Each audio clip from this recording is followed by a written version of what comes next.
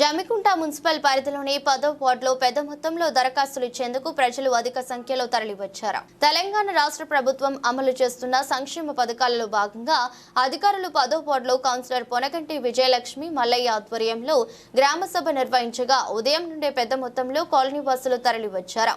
అధిక సంఖ్యలో దరఖాస్తుదారులు తరలి రావడంతో ఆ ప్రాంగణమంతా కిటకిటలాడింది. ఇందిరమ్మ ఇల్లు, రేషన్ కార్డులు, రైతు భరోసాకు సంబంధించిన దరఖాస్తులను లబ్ధిదారుల నుండి తీసుకున్నారు. ఈ సందర్భంగా కౌన్సిలర్ పొన్నగంటి విజయలక్ష్మి మాట్లాడుతూ అర్హులందరికీ రేషన్ కార్డులు, ఇందిరమ్మ ఇల్లు మంజూరు చేసే బాధ్యత తాను తీసుకుంటానని, నిజమైన లబ్ధిదారులకు లబ్ధి చేకూరే విధంగా కృషి చేస్తానని పేర్కొన్నారు.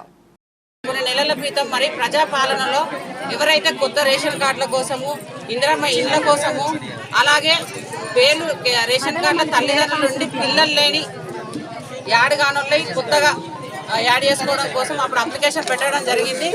మరి అవి ఇప్పుడు మరి ప్రభుత్వం ఇప్పుడు రిలీజ్ చేయడం జరిగింది. అందులో కొందరు కొత్త రేషన్ కార్డులు కొత్తగా పెట్టుకున్న వాళ్ళకి కొన్ని మంజూరైనవి. అలాగే ఇందిరమ్మ ఇండ్లు భూమి మొదటి విడతగా భూమి ఉండి ప్లేస్ ముందు ఫోటో దిగి దీని వాళ్ళకు మొదటి విడత మంజూరైంది. అలాగే భూమి కూడా లేకుండా అసలు జాగంటూ లేని నిరుపేదలకు కూడా ఇంకో రెండో విడత ఉంది. అది కూడా ప్రభుత్వం మరి ప్రజలకు ఏర్పాటు చేయడం జరుగుతుంది. అందుకే ప్రజలు కూడా ఆందోళన చెందొద్దు. కొత్త రేషన్ కార్డు లేని వాళ్ళకి కొత్త రేషన్ కార్డు, ఇల్లు ప్లేస్ ఉండి ఇల్లు లేని వారికి ఇల్లు, అలాగే భూమి కూడా లేని వారికి భూమి.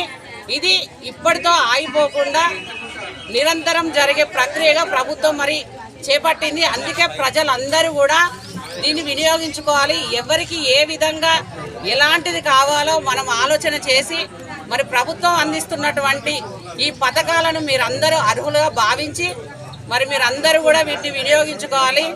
అందరూ నెమ్మదిగా ఆలోచన చేసి అప్లికేషన్ ఫామ్లు ఉంది, కొత్త రేషన్ కార్డు, ఇందిరమ్మ ఇల్లు, పిల్లల పేర్లు చేర్చడం